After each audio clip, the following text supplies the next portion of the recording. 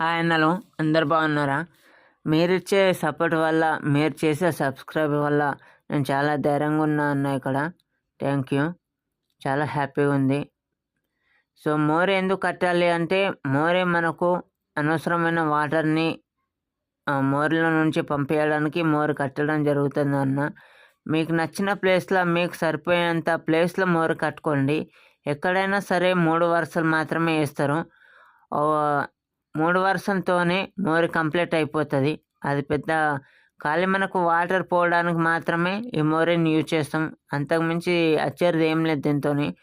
So ఇలా ఇటుకలు వేసుకొని, ఈ ఇటుకని ఎందుకు వాడాలి అంటే, ఖచ్చితంగా ఎవరైనా సరే సిమెంట్ ఇటుకతోనే మోరీ కట్టడం జరుగుతుంది. దీంతోనే చాలా సింపుల్గా అయిపోతుంది వర్క్ కూడా. ఇలా దారం కట్టి ఇటుకలు ఎందుకు వేసినామంటే, గోడ అనేది సమానంగా వస్తుంది అన్న. అటు ఇటు క్రాస్ కాకుండా